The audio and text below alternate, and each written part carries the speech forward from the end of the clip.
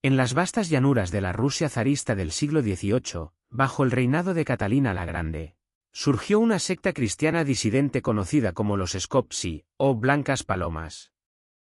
Fundada por Kondratis Selivanov, un campesino de Oriol que se proclamaba reencarnación de Cristo, la secta prometía la salvación eterna a través de la pureza absoluta. Entre sus primeros adeptos destacaba Iván, un humilde siervo atormentado por los pecados de la carne, atraído por las prédicas de Selivanov en reuniones clandestinas. Los Skopsi creían que el pecado original radicaba en las relaciones sexuales, no en la fruta prohibida, y que solo la castración, el bautismo de fuego, podía liberar el alma de las cadenas corporales.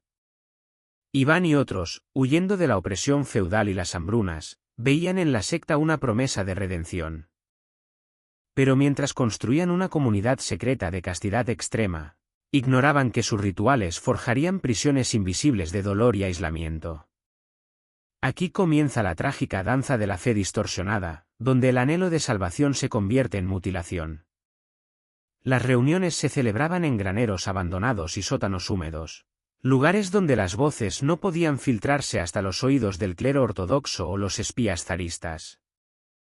Selivanov, con su barba blanquecina y ojos penetrantes que parecían arder con fervor divino, presidía estos encuentros con la autoridad de quien se creía ungido por el Altísimo.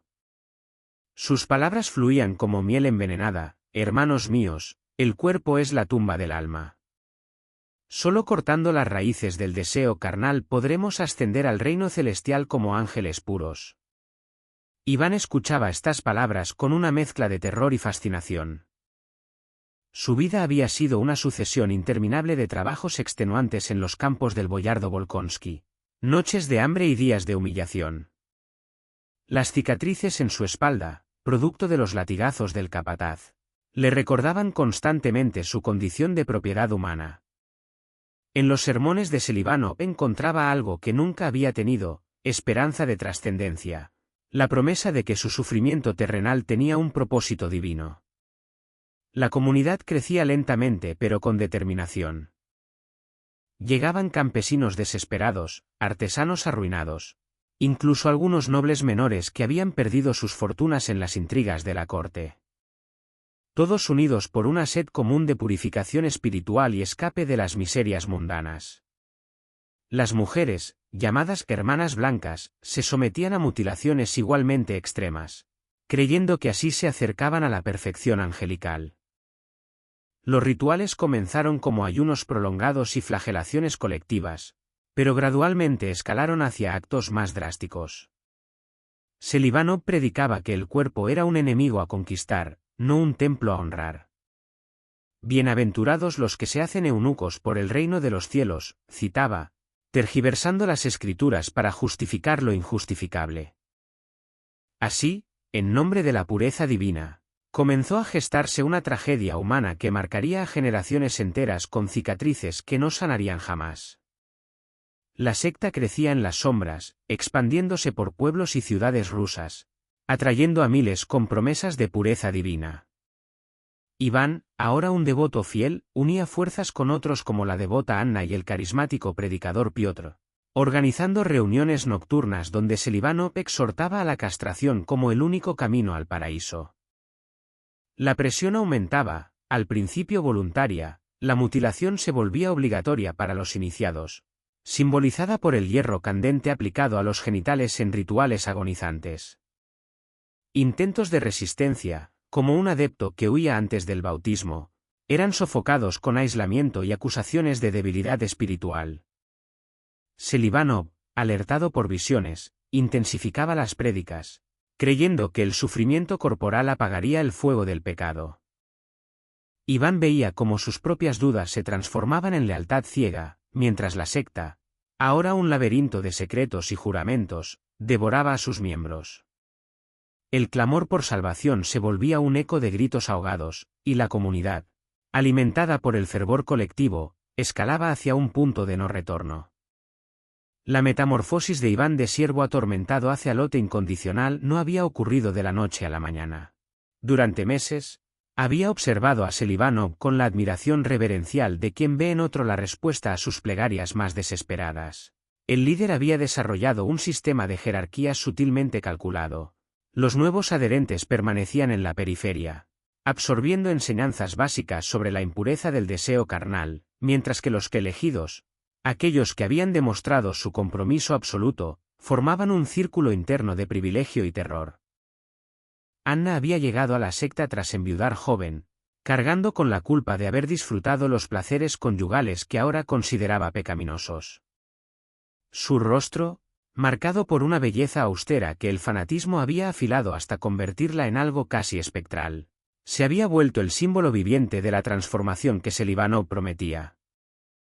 Cuando hablaba a las nuevas hermanas blancas, su voz temblaba con una convicción que rozaba la histeria. El dolor es pasajero, hermanas, pero la gloria eterna nos espera al otro lado de la carne corrupta. Piotr, por su parte, había descubierto en la retórica de la purificación un poder embriagador que nunca había experimentado como simple campesino.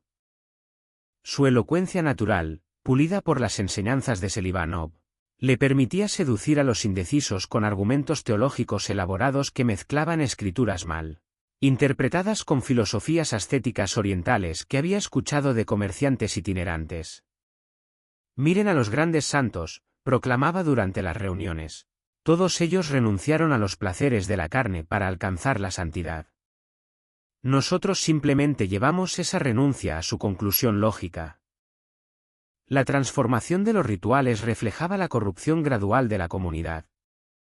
Lo que había comenzado como ceremonias de purificación relativamente benévolas, baños rituales en agua helada, ayunos prolongados, oraciones extenuantes, evolucionó hacia algo mucho más siniestro. Celibanov había introducido el concepto del sello divino, una marca física que distinguiría a los verdaderos creyentes de los tibios. El hierro candente, bendecido durante horas de oraciones fervorosas, se convirtió en el instrumento sagrado de esta distinción. Los que intentaban resistirse enfrentaban no solo el ostracismo, sino una campaña psicológica sistemática diseñada para quebrar su voluntad. El caso de Mikhail, un herrero que había huido la noche anterior a su bautismo, se convirtió en una lección para todos. Durante semanas, los miembros de la secta lo siguieron, susurrándole que su cobardía había condenado su alma, que las visiones terribles que comenzó a experimentar eran castigo divino por su traición. Finalmente, regresó, temblando y suplicando perdón, más desesperado por el ritual que antes había temido. Celibanov, mientras tanto, se había rodeado de un aura de misticismo cada vez más elaborada. Afirmaba recibir visiones nocturnas donde Cristo mismo le revelaba los nombres de aquellos que estaban listos para la transformación final. Sus revelaciones coincidían sospechosamente con evaluaciones estratégicas sobre la lealtad y utilidad de cada miembro, pero los devotos interpretaban esta precisión como prueba adicional de su divinidad. Iván observaba todo esto con una mezcla de fascinación y horror que ya no sabía distinguir. Sus propias dudas, o los momentos de lucidez donde se preguntaba si realmente necesitaba mutilar su cuerpo para salvar su alma, eran inmediatamente sofocadas por olas de culpa y renovada devoción. La comunidad había desarrollado un lenguaje propio, rituales privados, señales secretas que los separaban del mundo exterior de manera cada vez más definitiva. La secta había dejado de ser un refugio espiritual para convertirse en una máquina de transformación humana, donde la esperanza se destilaba en fanatismo y el amor divino se transmutaba en automutilación sagrada. El eco de los gritos ya no era solo una metáfora, en las noches de ritual. Gemidos reales perforaban el silencio de los graneros abandonados, mientras la comunidad celebraba cada nueva purificación como una victoria contra las fuerzas del mal. El punto de ruptura llegó en una noche gélida de 1775, cuando el fervor colectivo estalló en un ritual masivo de castración en un bosque remoto cerca de Oriol. Iván, al frente de decenas de adeptos armados con hierros al rojo vivo y cuchillos rituales, lideraba el bautismo de fuego colectivo. El caos reinaba, gemidos de agonía se mezclaban con cánticos estáticos, y la secta que habían forjado se convertía en un altar de sacrificio. Anna dirigía a las mujeres en mutilaciones de pechos y genitales, mientras Piotr combatía las dudas internas con prédicas furiosas. Celibanov enviaba visiones de salvación, pero la sangre teñía la nieve que ellos mismos habían pisado. En el pico de la desesperación, Iván se sometía al hierro, vislumbrando un paraíso efímero más allá del dolor, pero una infección lo hería gravemente, simbolizando el fracaso inminente. El ritual, impulsado por años de indoctrinación, llegaba a su cenit en un torbellino de éxtasis y horror, donde la fe se erguía como testigo mudo de la ironía cruel. La decisión de celebrar el ritual masivo había nacido de una mezcla explosiva de desesperación y éxtasis profético. Durante semanas, Celibanov había proclamado que se acercaba el fin de los tiempos, que las fuerzas zaristas estaban cerrando el cerco y que solo un acto de purificación colectiva podría elevar a toda la comunidad al reino celestial antes de que los impuros los destruyeran. Sus visiones se habían vuelto más frecuentes y elaboradas, describía con detalles vívidos cómo los ángeles le mostraban un paraíso reservado exclusivamente para aquellos que hubieran cortado completamente los lazos con la carne corrupta.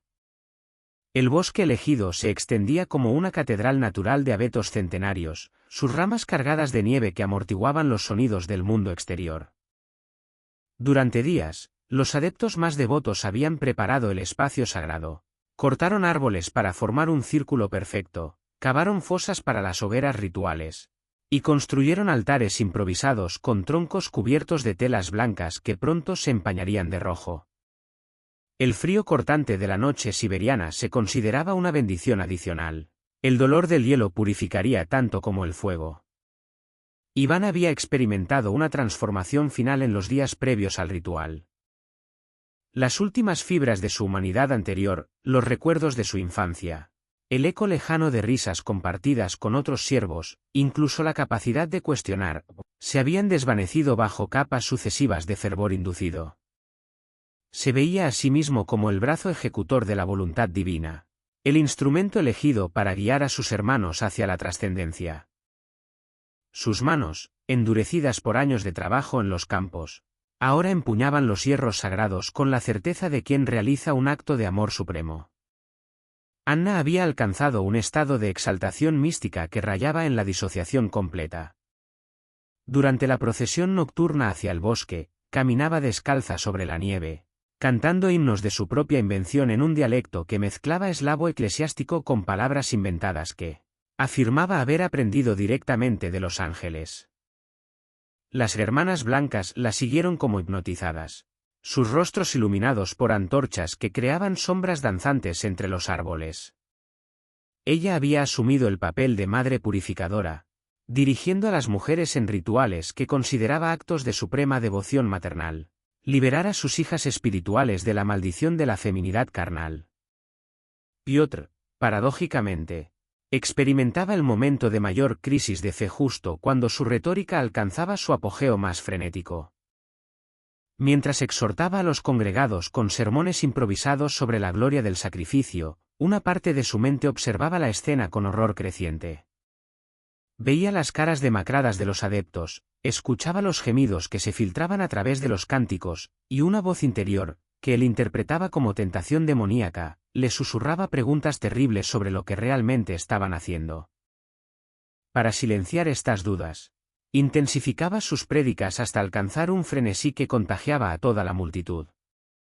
El ritual comenzó al filo de la medianoche, cuando la luna llena se ocultó detrás de nubes espesas, sumergiendo el bosque en una oscuridad que los devotos interpretaron como señal divina. Los hierros, calentados en braseros ceremoniales durante horas, brillaban como estrellas caídas en la penumbra. El primer grito desgarró el silencio invernal, seguido por una cascada de lamentos que se mezclaron con cánticos cada vez más desesperados. Iván fue uno de los primeros en someterse al hierro, no por valentía, sino por la necesidad compulsiva de liderar con el ejemplo. El momento del contacto del metal candente con su carne le produjo una explosión de sensaciones que su mente, fragmentada, interpretó como revelación divina.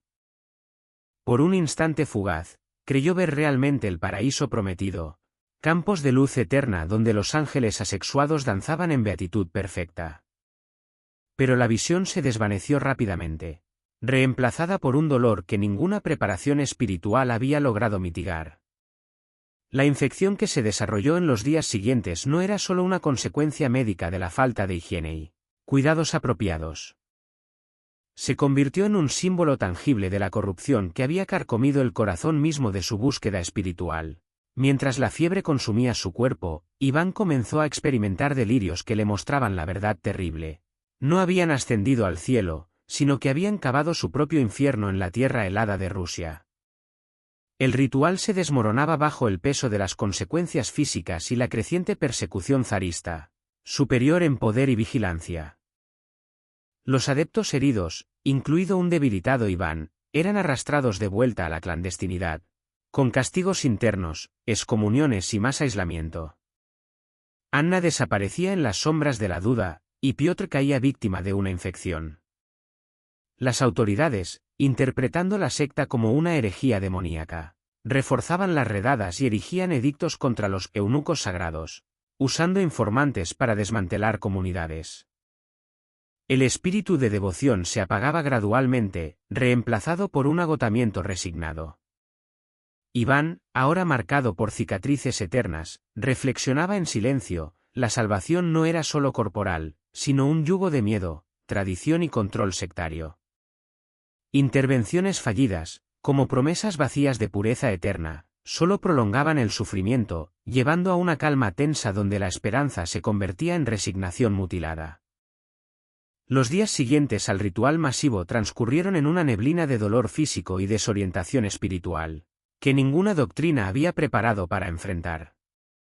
El regreso desde el bosque sagrado se había convertido en una procesión de fantasmas, figuras encapuchadas que se arrastraban por senderos nevados, dejando tras de sí rastros de sangre que los lobos seguirían durante semanas. La comunidad que había marchado hacia su transfiguración divina con cánticos estáticos, ahora regresaba en un silencio roto solo por gemidos involuntarios y el crujir de ramas bajo pies inestables. Iván, transportado en una camilla improvisada por dos adeptos que habían logrado evitar las mutilaciones más severas, observaba el mundo a través de una bruma febril que transformaba la realidad en alucinaciones fragmentadas. La infección había avanzado más rápido de lo que cualquier conocimiento médico rudimentario de la secta podía combatir. Su cuerpo, que había sido el templo de su devoción, se había convertido en una fuente constante de agonía que ninguna oración lograba aliviar. Durante los delirios, veía no las visiones celestiales prometidas por Selivanov, sino rostros de campesinos que había conocido en su juventud, preguntándole con ojos tristes por qué había elegido este camino de autodestrucción. La jerarquía de la secta, construida cuidadosamente durante años de manipulación psicológica, comenzó a colapsarse bajo la presión de la realidad médica y la paranoia creciente. Selivanov, quien había permanecido conspicuamente ausente del ritual masivo alegando que sus visiones divinas lo requerían en otro lugar, ahora enfrentaba cuestionamientos directos por primera vez en su liderazgo. Sus explicaciones, que el sufrimiento era una prueba adicional de fe, que las infecciones eran ataques demoníacos contra los elegidos, sonaban cada vez más huecas ante el espectáculo de cuerpos destrozados que llenaban los refugios clandestinos. Anna había desaparecido completamente 3 días después del ritual. Algunos testigos afirmaron haberla visto vagando por los alrededores de Oriol en estado de completa desnudez mental, hablando con voces que solo ella podía escuchar. La Madre Purificadora que había guiado a tantas mujeres hacia la mutilación ritual ahora parecía haber perdido completamente el contacto con cualquier realidad compartida. Su ausencia creó un vacío de liderazgo entre las hermanas blancas, que se llenó rápidamente con recriminaciones mutuas y teorías conspiracionales sobre traición y abandono divino. Piotr, cuya infección había progresado aún más rápidamente que la de Iván debido a su participación más directa en los rituales, pasaba sus últimos días conscientes dictando confesiones contradictorias. En algunos momentos, reafirmaba su fe en la misión purificadora de la secta, en otros, se deshacía en lágrimas admitiendo que habían sido engañados por fuerzas que no comprendían. Su agonía se convirtió en un espectáculo perturbador para los adeptos supervivientes, quienes veían en su deterioro físico un presagio de su propio destino. Mientras tanto, el aparato represivo del imperio zarista había comenzado a movilizarse con una eficiencia implacable. El coronel Dmitry Volkonsky, irónicamente, pariente del mismo boyardo bajo cuyo yugo había servido Iván, había sido designado para encabezar la investigación sobre lo que los informes oficiales describían como una conspiración herética contra el orden natural establecido por Dios y el zar. Los métodos de Volkonsky combinaban interrogatorios brutales con una red de informantes que incluía antiguos miembros de la secta quebrados por el dolor físico y la desilusión espiritual. La estrategia zarista no se limitaba a la persecución directa. Edictos imperiales prohibían específicamente cualquier forma de mutilación ritual, bajo pena de exilio siberiano, mientras que decretos eclesiásticos del patriarca ortodoxo condenaban a los skopsi como instrumentos de Satanás disfrazados de piedad. Esta combinación de represión estatal y condena religiosa oficial aisló completamente a los supervivientes de la secta de cualquier posible simpatía o refugio en la población general. Los refugios clandestinos se convirtieron en cámaras de eco donde el miedo amplificaba cada rumor y cada sombra podía ser un espía zarista. Los adeptos que habían sobrevivido al ritual masivo se encontraron atrapados en un limbo existencial, demasiado mutilados física y psicológicamente para reintegrarse a la sociedad normal, pero ya no capaces de mantener la fe ciega que había justificado sus sacrificios. La comunidad que había prometido liberarlos de las cadenas terrestres se había convertido en una prisión de dolor perpetuo, donde cada día traía nuevas noticias de capturas, traiciones y muertes. En este contexto de desintegración total, Iván comenzó a experimentar algo que no había sentido en años: la capacidad de pensar independientemente sobre su situación. La fiebre había quemado no solo su carne, sino también las capas de adoctrinamiento que habían nublado su juicio. Por primera vez desde sus primeros encuentros con Selivanov, podía ver claramente la distancia abismal entre las promesas de trascendencia espiritual y la realidad de degradación humana que había abrazado. La secta de los skopsi perduraba en las sombras hasta el siglo XX, un monumento distorsionado a la fe extrema que ocultaba las heridas de sus devotos. Iván y los sobrevivientes permanecían atrapados, sus vidas fusionadas con las mutilaciones que habían abrazado. No hallaron escape porque las barreras eran más que físicas, eran el yugo de una doctrina que devoraba almas, donde el anhelo de salvación forjaba no solo pureza, sino ciclos de dolor. Siglos después, Iván moría en el anonimato de un pueblo remoto, legando una lección amarga. Los seguidores construyen creencias que los excluyen, y la verdadera libertad exige derribar no solo órganos, sino dogmas enteros. La historia se convierte en eco para generaciones futuras, un recordatorio de la fragilidad humana ante el fanatismo, y de cómo el fervor colectivo puede encadenar en lugar de liberar.